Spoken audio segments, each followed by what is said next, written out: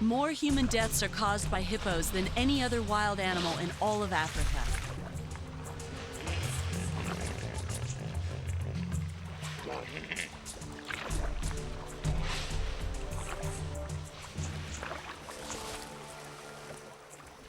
Hippos are Africa's second largest mammal.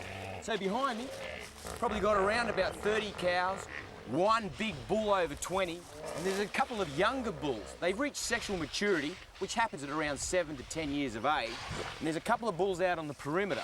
They're not allowed in near the girls, and that's fair enough.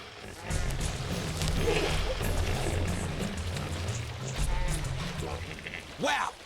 Did you see that?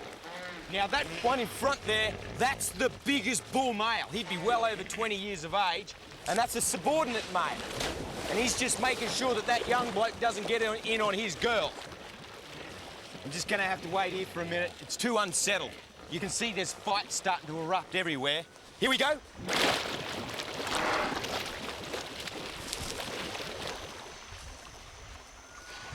Hey, I don't want anything to do with this, guys.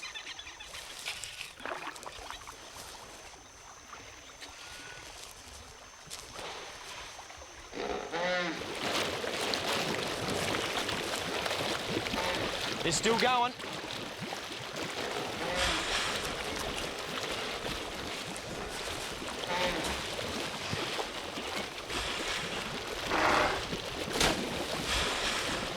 How's the way they ran? Bang! Those tusks are thick as my wrist.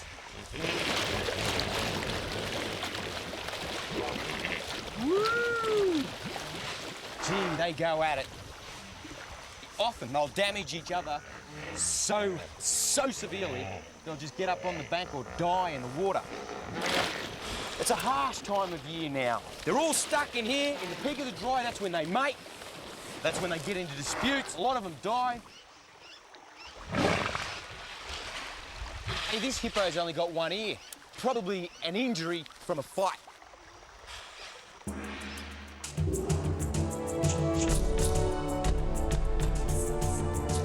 The riverbanks are littered with the carcasses of dead hippos, some from fights in the herd and many from attacks by predators. Steve's going ashore to set up and wait for the inevitable, the Nile crocodiles moving in to feed.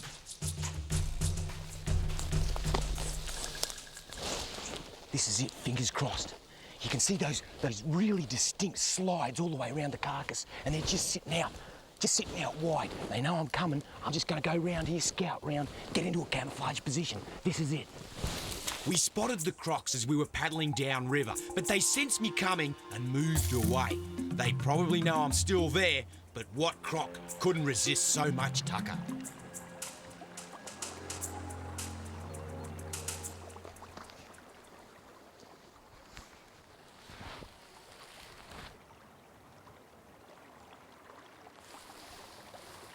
Yes!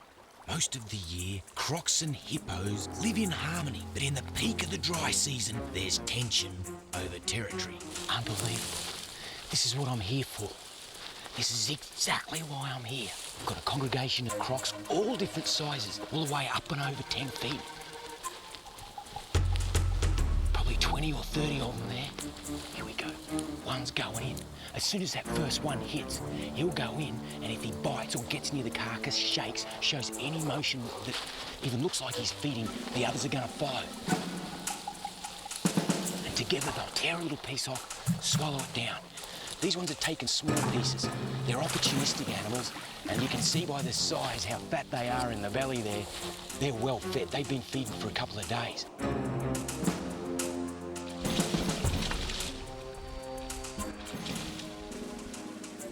They attack the abdomen of the hippo and tear out the soft parts. And then they go for the intestine, pull that out, and then as the flesh rots, they eat it from the guts out.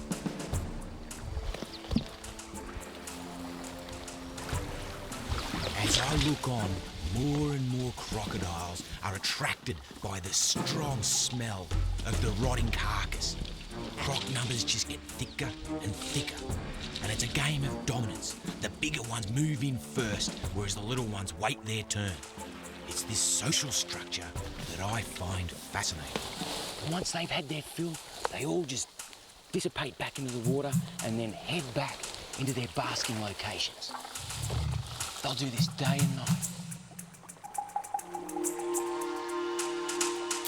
After feeding, the crocs are sluggish. They need to bask in the sun to raise their metabolism so they can digest the massive meal that they've gulped down.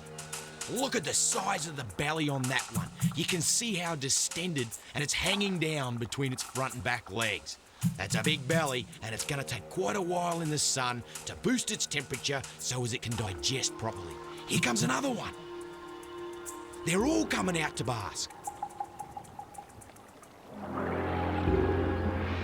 Flat out like a croc in the sun. The end of the day is when we see a whole new set of activities on the river. Hear that commotion? Something's scaring the animals from up on the bank. They're all charging back in. And here it is. It's a lion. They're predominantly nocturnal predators. However, they're opportunistic, just like the crocodiles. I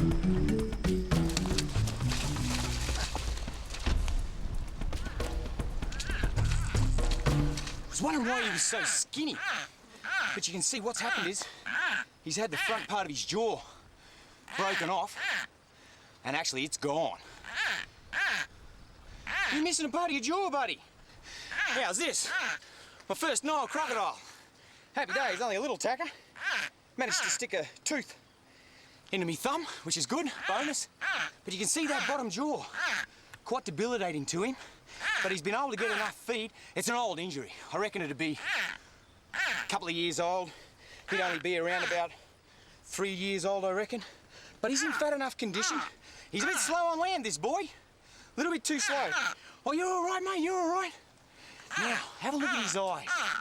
You can see his eyes there. Crocodiles have got great nocturnal vision. Their pupil widens right out, and their eye almost goes completely black as the pupil goes out, and that enables them to see very well. Oh, there's his other membrane there. Watch this. See that membrane coming from the front? Across, watch this. Go on, mate.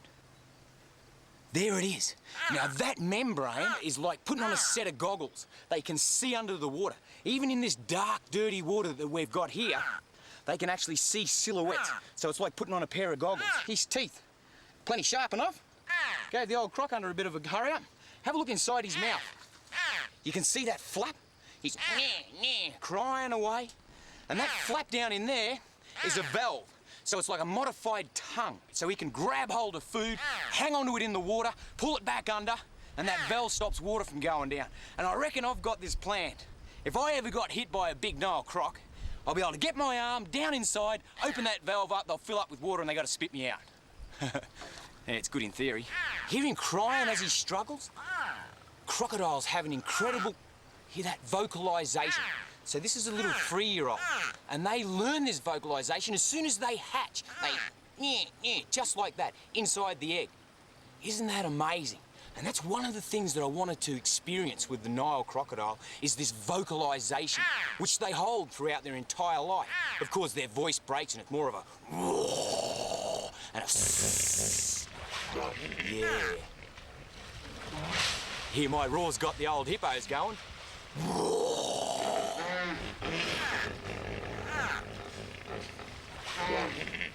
Beautiful.